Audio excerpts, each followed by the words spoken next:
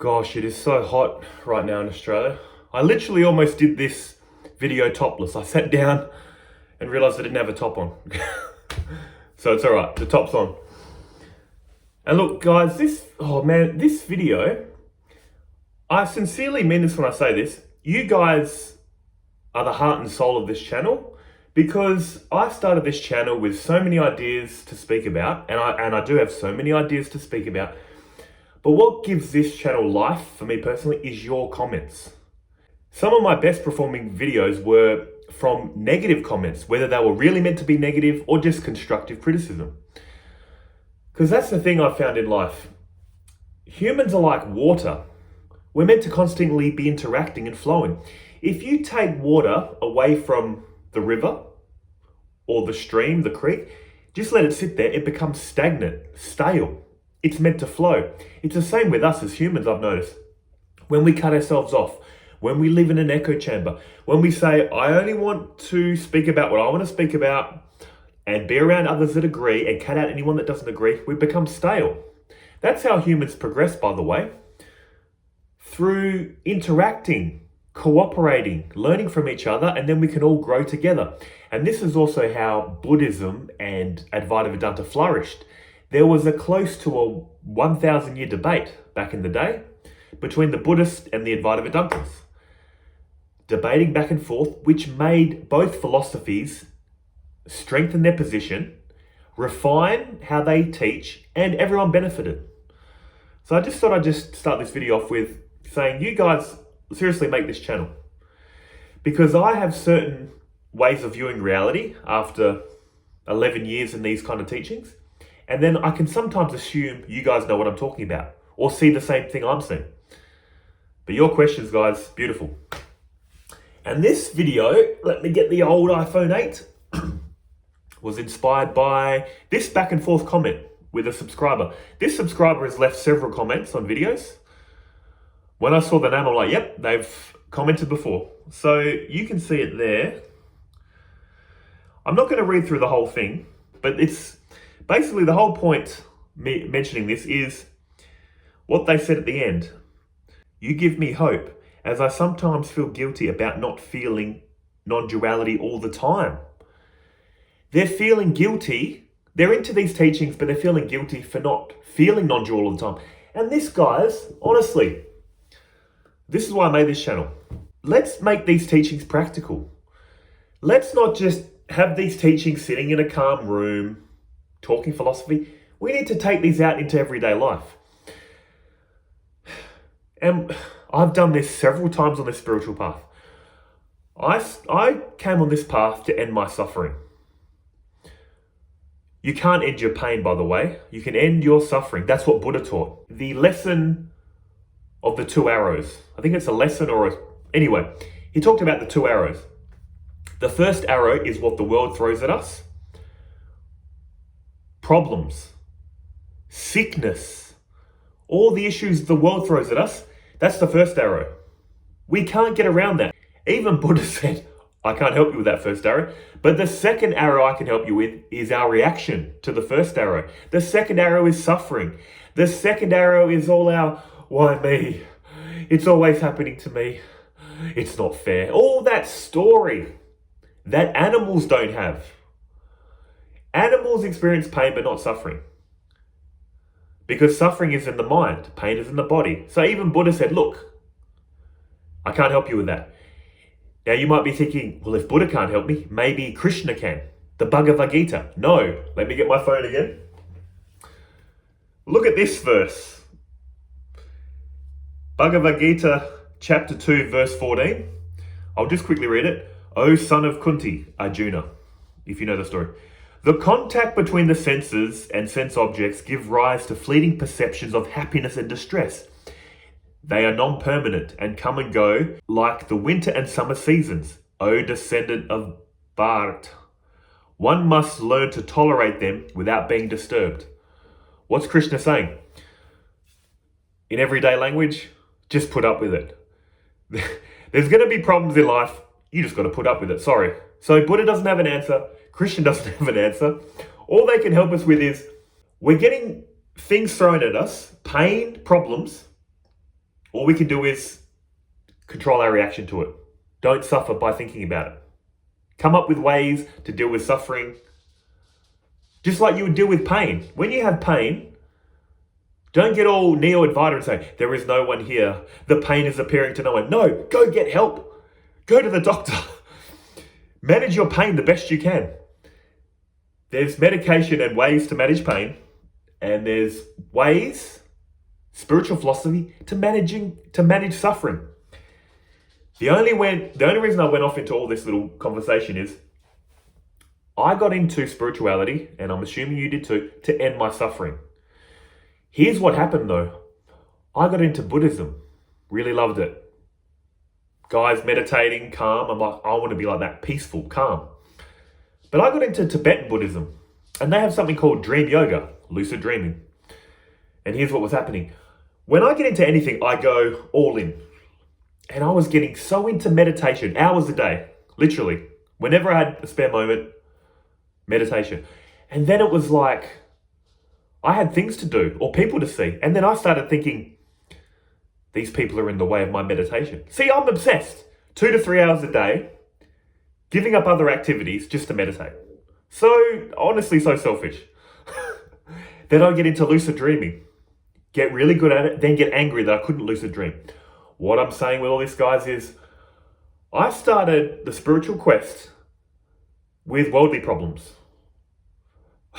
I got into spirituality, still had the worldly problems, then I had spiritual problems.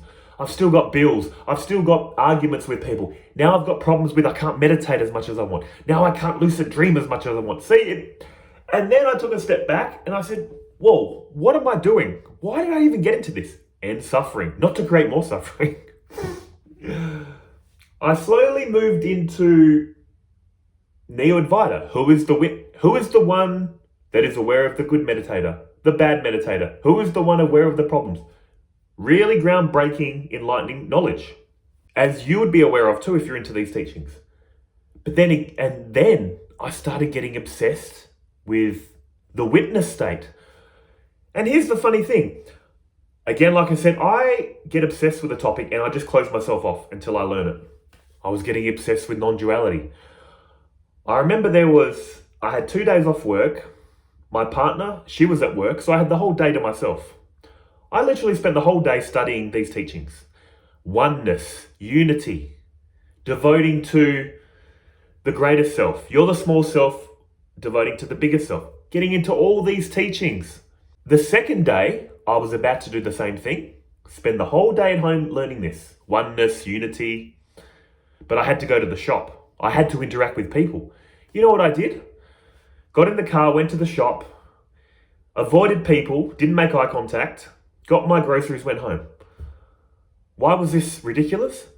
Because I'm learning about oneness, unity. And then when I go out into public, I'm cutting myself off, looking at the ground. See how hypocritical this is? This is the issue with getting so much knowledge, but not applying it in life. And this is why I've made videos, and I'm going to make more, heavily encouraging spiritual practice, heavily encouraging getting out and using these teachings. Sri Ramakrishna, I love this quote. He said, this non-dual knowledge, tie it to the hem of your cloth and then do whatever you like. This was a reference to the housewives of India back in the day. Well, not in the 1800s and probably earlier. That's when he was around. They would tie the house keys to their gown. Can't remember what it's called. A sari?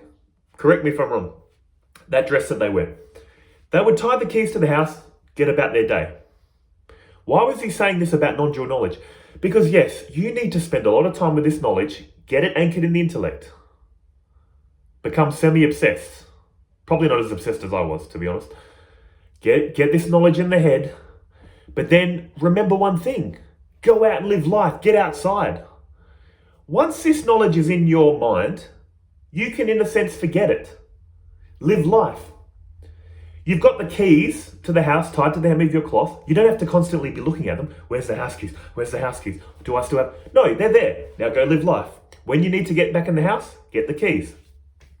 This knowledge is to know, not to repeat. Just like your name. I don't constantly spend an hour a day going, my name is Simon, my name is Simon, my name is Simon. Someone comes in, are you okay? Yeah, wait, Simon. My name is Simon, I forget it until someone calls my name. This knowledge of you are the source, you are Brahman, your essence is the essence of all. Once you know it, forget it. Live life. Get lost in the miracle. This reality is appearing separate. It's all about oneness, not sameness. Celebrate the difference. Get lost in this miracle. Get into relationships. Try to make money. Try to do what you can in this life, if you so choose, and have a sense of humor about it all. When it's going well, have fun. When it goes wrong, get back to this knowledge. That's what it's for. It's an insurance policy for life. That's why I speak about non-duality so much, and I will continue to. But also, guys, spiritual practice. To really benefit from this knowledge, this person needs to be happy and calm. And you don't have to do this. This is what I've found anyway. What is the foundation of a happy person? Diet, exercise. Why? When your body is healthy, let me just quickly say something. What do we ultimately think about the majority of the time? Us, me and mine. So when we have an unhealthy body, we have health problems. Then we got to think about our health problems. When we eat a lot of junk, our mind can get cluttered, dull. What I'm saying is, healthy body, exercise and eating healthy gives you a healthy body that you don't have to think about so much. It's like you never notice you have teeth until you have a toothache. You never notice you have knees until you have a sore knee, if you get what I'm saying. When everything's functioning correctly, you don't have to think about it. So the foundation of Advaita Vedanta, in my opinion, healthy body. Healthy body you don't have to worry about. You don't have to think about. You can think about others when you're not thinking about this body. What's the next one? Healthy mind. Meditation. The two types of meditation I mentioned in another video was do a meditation to practice your concentration. Concentration is such an asset in this day and age, isn't it? We're so distracted. A concentrated mind is a happy mind. That's why when you're around people or doing activities you enjoy, you're happy. Ever notice when you're around someone that you like, your attention naturally goes to them? That's why you're happy. Naturally concentrated. When you're around someone you don't like, it naturally wanders off. What's the time? How long is this going to last? Wandering thinking makes you miserable. So practice concentration. It's a superpower. Once you develop it, you can focus it on your breath, on what you're seeing, what you're hearing, what you're feeling. The next meditation, mindfulness, the general feeling of existence. I remember telling someone years ago, I said, do you ever notice that you exist? As in the feeling of, you know you're alive, right? And they're like, whoa, you're right. And they weren't even being sarcastic. I was just reminding them, like, isn't it weird that we know we're alive? And they were shocked. They're like, you're right. Because to get this realization, or to remember, oh, I know I exist, you need to take all your attention away from thinking. See, as a kid, we're naturally happy and playful because we don't have so much thinking. We're in that state of wonder, the miracle of being, because there's not so much of this. But as we get older, it goes from this to this to this. And then we think, I am my thoughts and feelings. We're trapped in our thinking. It's so like, oh man, some people are so solid with a strong ego. It's like, you know.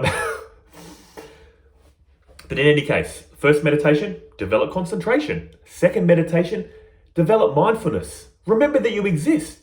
Focus on the feeling of existence. Concentrated mind, a mindful mind, will do so much for non-reactivity. When you're mindful, you can feel yourself getting angry and go, oh, I'm not going to react to this. I'm going to let it simmer and then pass. This takes a lot of practice, of course. But what I'm saying is you need to develop all this.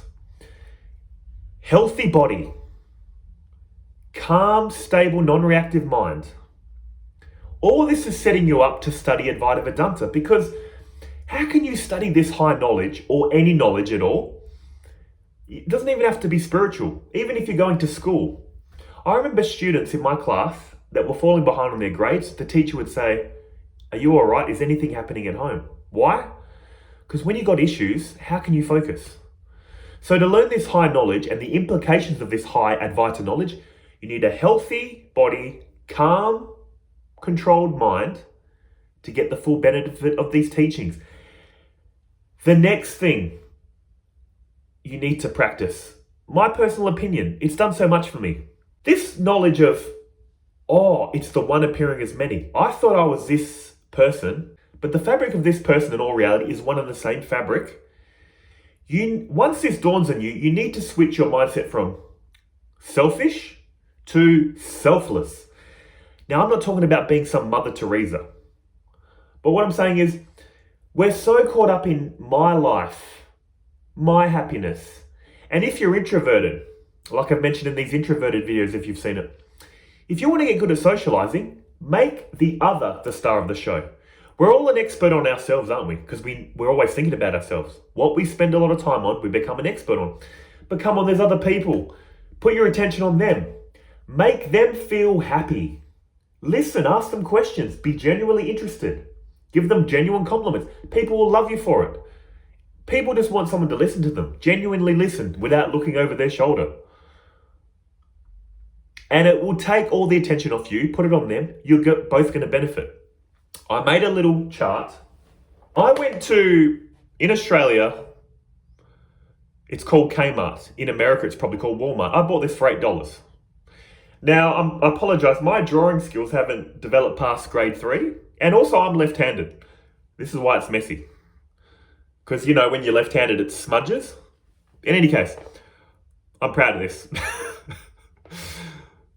We think we're this small self when we first get into teachings of non-duality. We think we're here and the world's there. Then we realize, this small self and the bigger self are one and the same fabric. This is why, at the fundamental level, when you realize all this and you is one and the same fabric, you can't deny at the level of appearance, you still feel like a separate person in a separate world. So what should this small self do? If this is you, and you realize you're this, on the level of appearance, you're still small, aren't you? This is much bigger than you. Level of appearance, you need to serve. You need to serve, devote, give to this bigger self. That's the thing. We get so caught up in, it's all the one appearing as many. So why interact? Why do anything? Okay. It's the one appearing as many, so why do spiritual practice? Here's the problem with that mindset. It's all the one appearing as many, why do spiritual practice? Okay, well, how come when it's the one appearing as many, but you really want to progress in your career or make more money or get anything done in the world? You're really a person then, aren't you? You're really taking the study serious. You're really taking care of your family. See what I'm saying? We use all this, it's all the one appearing as many. It's all a dream when it's spiritual practice or God's involved. But when it's our life, our money, our family, we're very into the world then. See? You need to be consistent. In other words, if you're going to take your family to be real, your work to be real, that's good. We should be. But make it a complete picture. Take spiritual practice to be real then. Take God to be real. Now, you don't have to think of God as some guy in the sky. How do I view the God concept? I view God in the sense of how they speak about it in Advaita Vedanta. God is a reality to be known, not to be believed in. God is pure being, pure intelligence. It keeps this reality flowing in order. It has an intelligent design. Even science says this. There's something called the fine-tuning problem, where they're saying the odds of this reality being an accident are so slim, it's almost impossible. This reality has an intelligent design. There's no way around it. So there's something greater than us. Now, you can call this God or just the divine. It doesn't matter what you call it. But all I'm saying is, you must acknowledge you appear as a small self interacting with a bigger self. So don't dismiss this God concept. Because look, do you dismiss your parents or children? Once you've realized non-dual reality, once you've realized oneness, do you go up to your parents that you used to respect, start treating them like nothing. Oh, we're all the same, mum and dad. I'll talk down to you. Or do you ask your little kids for advice? What do you think we should do with the household finances? What should we eat? What should our breakfast, lunch, and dinner be? The kid's going to be like, I want to spend all the money on toys. I want to eat chocolate for breakfast, lunch, and dinner. Let me drive. And let me drive with my feet. I don't need my hands. See, a kid, you don't ask a child how your life should be run. You don't disrespect your parents. Before non-dual knowledge or after it, do you? So that's the thing with our ego. It likes to hear this non-dual knowledge and then pick and choose. But this this video is such an unstructured conversational rant. I'm sorry, guys. But what I'm basically saying is, don't get upset you don't see a non-dual reality. If spirituality was the cake, non-duality is the icing on the cake. You don't want to just eat icing. Icing tastes best when it's on the cake. So what is the cake? Just to review, have a healthy body through diet and exercise. Have a healthy mind through meditation, concentrated, mindful.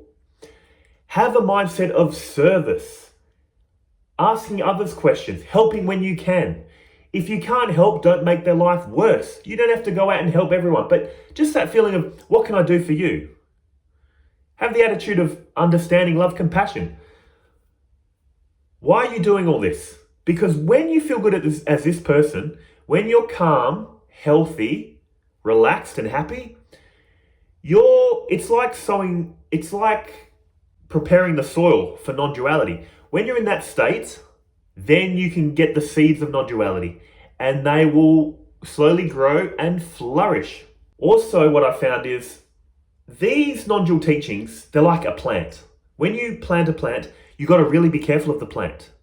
You know, it's very delicate. You maybe need to put a stick and tie it to that so it doesn't blow over and break.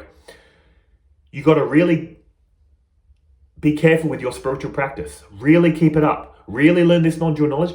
But over time, as the tree grows, you could tie an elephant to the tree at a certain point. When this non-dual knowledge is anchored in the intellect and spiritual practice is second nature, like I mentioned at the beginning of this video, then you can forget all this non-dual knowledge. Put it in the background. Live life. Have fun.